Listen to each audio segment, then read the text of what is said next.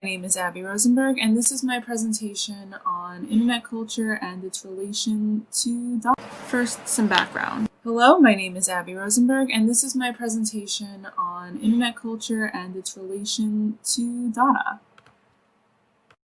First, some background. World War I began in 1914 and ended in 1918. This was the first time that the Western world at large saw mass destruction and loss of lives. Once the war ended, people were traumatized. Additionally, society as a whole was changing. The Industrial Revolution revolutionized the industry of making goods. People of the working class were emotionally and physically taxed by their jobs, and the people at the top were benefiting from this mistreatment. This generation is generally marked by its disillusionment with society at large. Gertrude Stein, as pictured, was quoted saying, "That is what you are, that is what you all are. All of you young people who served in the war, you are a lost generation," to Ernest Hemingway. This also became the name for those born between 1883 and 1900. Dada was the art world's reaction and representation of the disillusionment people felt. The previously mentioned issues are all things politicians and economists would describe as logical. Often, war is talked about in the means of strategy. People talk similarly about the structure of capitalism and the classes. In response, the Dada movement focused on the irrational, the chaotic, and the illogical. I don't know if it's fair to say that this is the most influential or famous piece for the Dada movement as a whole, but it's the piece that introduced me to the movement. The commentary Dada was making also resulted in a conversation surrounding art itself. For a society that could cause so much destruction, what is art? Is anything art? Is nothing art? In response, Marcel Duchamp had a series of ready-mades, which were essentially things he bought from the store and then put on display. Fountain is a urinal he bought, flipped upside down, and signed. Now, what does this have to do with internet memes? I would like to argue that most modern jokes that are completely nonsensical is just the 21st century's version of Dada. There's some specific things where you can see this. For example, Dada poetry sometimes is just a series of words that don't mean anything put together. Even more common, Dada poetry exists as a series of nonsense words. Pictured is Hugo Ball's Caranway. Carawayne. I'm not sure. It's not another language, it's all just sounds. If you want, you can sit through and try and pronounce this and read it out. Similarly, there's been a trend of key smashing to convey laughter. I have friends that actually do this regularly and ask for permission to show this screenshot. So the times when there's a bunch of letters all mashed together, that person is meant to be conveying laughter. I think this comes from when people were on computers and they would laugh so hard that they would literally bang on the keyboard. And I think the comparison between Dada poetry and the way that people laugh on the internet now is comparable. This piece is Dada 3 by Tristan Tzara. This is generally the idea of visual art that came from the Dada movement. It's confusing, it's disorienting, and it doesn't really look like anything. Even if you try to make sense of this piece, it's really hard to tell what's happening here. You know, the things in the top left and right corners maybe look like curtains, and on initial viewing, the middle silhouette almost looks like a person, but overall this piece isn't of anything. There is no meaning in this, it's just a bunch of things that look like it should have meaning. And here is the modern equivalent in the form of deep-fried memes. There's a whole trend of people taking images and turning the saturation and contrast up so the colors are extremely bright. This often also results in the images being grainy. Sometimes people add emojis over it. You can make out the arms on the can of baked beans. Picture on the right, similar to the first image, is not of anything. Like, you can tell that the image on the left is baked beans. But the image on the right, equally to Dada 3, doesn't look like anything. It looks like it used to be something, or it's meant to resemble something. But there is so much distorting that this is no longer a picture of whatever it was before. Since Dada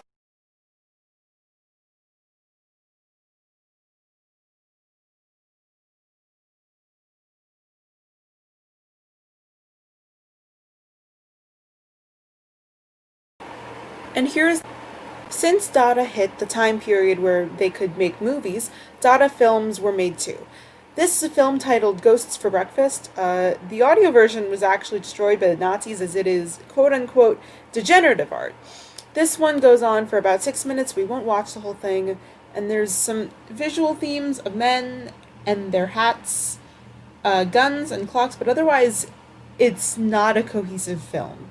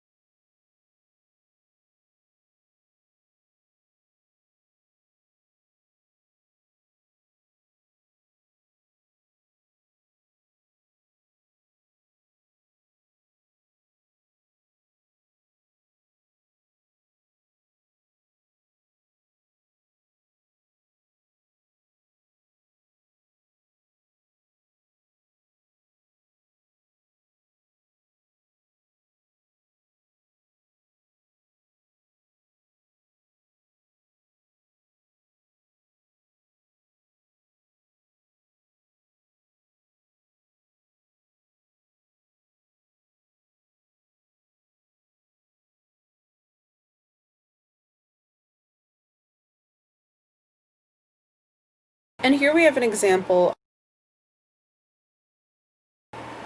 And here we have an example of a modern meme made by an artist that I think you can define as a modern Dadaist. This was created by Bill Wirtz. Some of his more famous content is cohesive, such as History of Japan and History of the Entire World, I guess. That's the full title. But most of his work is more similar to this. He has a super distinctive style and makes all the music that comes with. I think this specific piece called Content is notable for the discussion because the moment he goes to try to analyze his own piece, Wirtz interrupts himself. It almost implies that you're a bad person if you even attempt to analyze his content.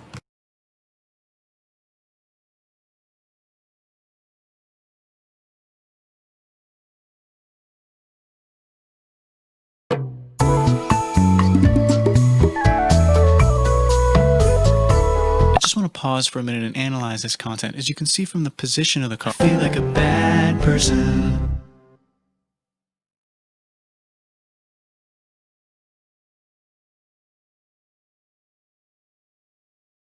So why? I think another prevalent example from media of the last 20 years that has its roots in Dada is Ryan Tricarden's A Family Finds Entertainment. This is a 52-minute film that also has some semblance of plot, but in the end isn't about anything. There's quite a few scenes where Tricarden layers 5 or so songs on top of each other so the music no longer sounds like music. It's a cacophony of sound that has lost all meaning. Tricarden also used the internet to display his work in a similar way that the other artists, including Wirtz, does. This production of art and making it accessible for people is also emblematic of the modern genre. By being through the internet, there is not the same prestige. An adult ticket for the Met is $25, and not just anyone can get their work put into the Met. The internet, by being a means of communication first, is accessible for both consumers and artists in a way that other venues are not. Tricarden and Wirtz both upload their content to YouTube where anyone can post and anyone can watch. So why is Dada back? I think both for Dadaists at the time and people who enjoy these memes today, it's a sort of coping mechanism. While both pieces of art may not be funny in any classical comedic way, having a setup and a punchline, it is supposed to be funny. One quote from the Dada theater group: Dadaism no longer criticizes school that precedes it, but criticizes art as an institution. Dada does so through laughter and mischief, manifestos and happenings, with artistic breakdowns of identity and communication. Dada stages the traumas caused by World War I. Musician Bo Burnham sums this up in a similar way for the modern generation.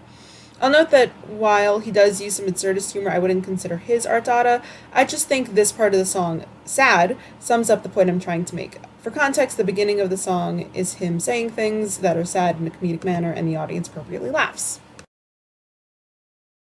The world's so sad, bros. Pain, genocide, war, sexism, racism. But I gotta remember there's good things about it too. Like the fact that none of that's happening to me. Score.